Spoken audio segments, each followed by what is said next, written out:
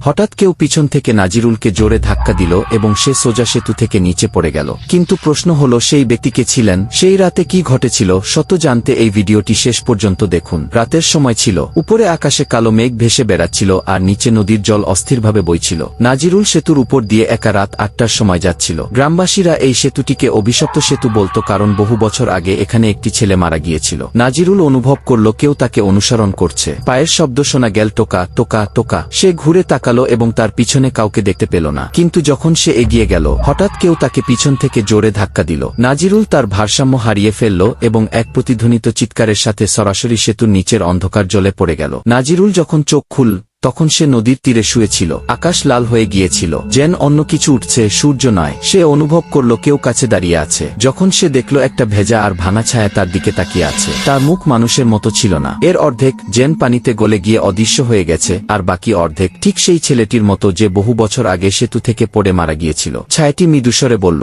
আমি তোমাকে পড়তে দেইনি। যে আমাকে পতনের দিকে ঠেলে দিয়েছিল সেই এটা করেছে। কি নাজিরুল হৃদস্পন্দন আরো দ্রুত হতে শুরু করল। তাহলে কে তাকে ধাক্কা দিল? ছায়াটি তার আঙুল তুলে সরাসরি নাজিরুলে এর পিছনে ইশারা করল। নাজিরুল ঘুরে দাঁড়ালেন এবং দেখলেন একজন লোক দাঁড়িয়ে আছে। তার মুখ ধীরে ধীরে বৃষ্টির মধ্যে ভেসে উঠছে। সেই একই মুখ যা নাজিরুল অনেক দিন দেখেনি। যে লোকটি ছেলেটিকে সেতু থেকে ধাক্কা দিয়ে ফেলে দিয়েছিল, সে এখন নাজিরুলের পিছনে দাঁড়িয়ে আছে। নাজিরুল লোকটির মুখ স্পষ্ট দেখতে পাওয়ার সাথে সাথেই তার পায়ের তলার মাটি সরে গেল। কারণ সেই ব্যক্তিটি অপরিচিত কেউ ছিলেন না, বরং তিনিই ছিলেন যাকে নাজিরুল সবচেয়ে বিশ্বস্ত মনে করতেন। বৃষ্টি ভারী হয়ে উঠেছিল। ছায়াটি ধীরে ধীরে সরে যাচ্ছিল এবং লোকটি নাজিরুলের দিকে এগিয়ে যাচ্ছিল। নাজিরুল ভীতসন্ত্রস্তভাবে জিজ্ঞাসা করলেন, তুমি কেন তাকে হত্যা করলে? এবং লোকটি কেবল একটি ছোট ভয়ঙ্কর হাসি দিল। এখন তোমার পালা।